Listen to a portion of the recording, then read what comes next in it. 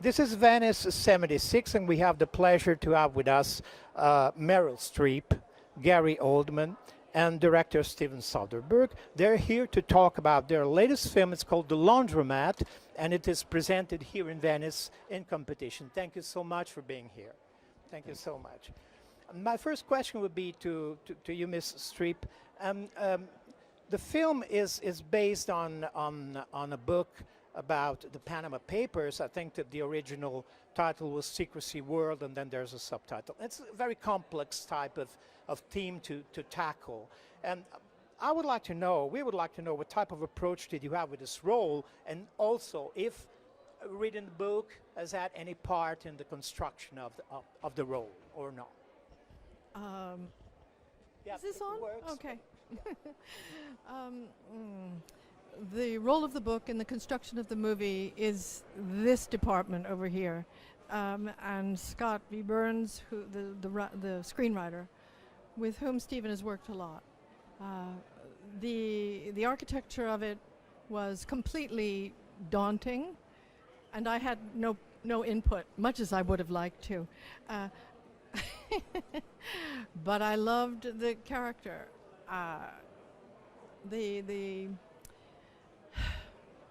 The one that I play is a fictional character.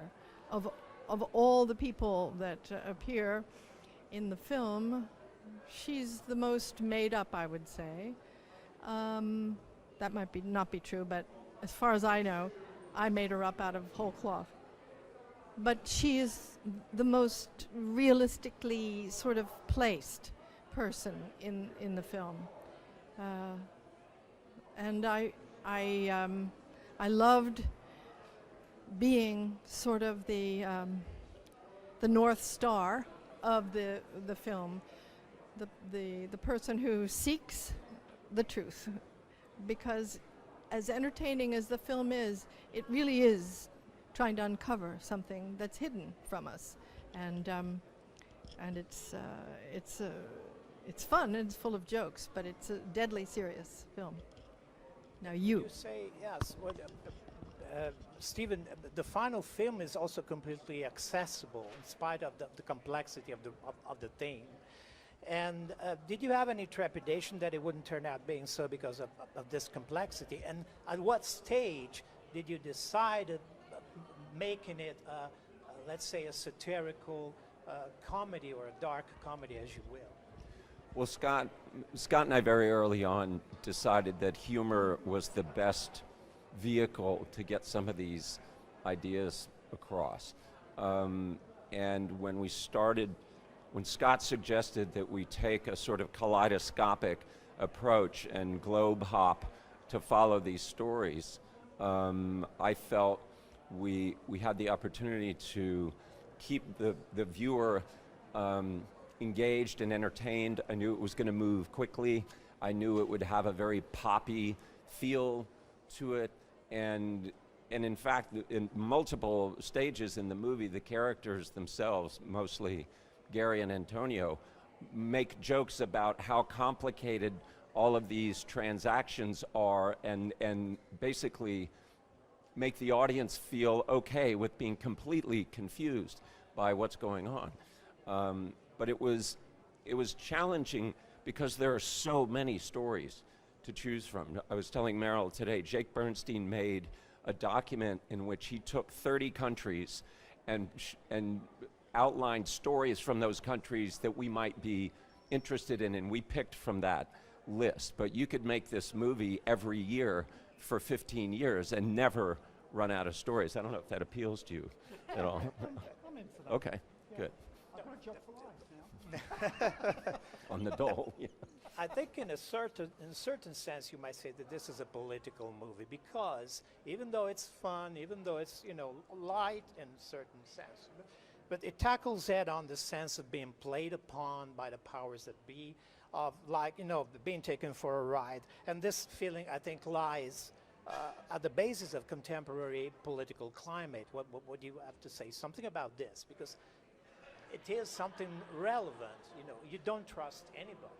You can't even trust what the president says nowadays. So I think that this is present in the film. Would you agree? Yeah, I mean, corruption is so widespread, and the result is that governments are supported, end up being, because the wealthy are extracting value and taking it away. The governments end up being supported by the people who can at least afford to support the government. So now they have all the pressure on them, and then they're looking at the result of what their politicians are doing, and they don't understand what's happening. And so that was part of what we were trying to do, is this is how this extraction takes place. Transparency is the only solution. You know, sunlight is really what we have to all be demanding. But these are very entrenched people. These are very entrenched ideas. It's going to be a struggle. And secrecy is not the same as privacy, as the film very Yes. clearly makes it clear. I would like to ask something of Gary. You play lawyer Jürgen Mossack, and this is a real life figure. But I mean, I looked him up, and I wanted to know how much did you take from the real character, but how much did you invent, did you make up, and Yeah, I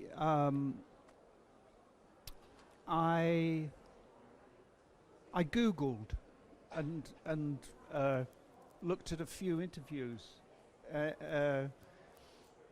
He's very serious, very sort of dry character.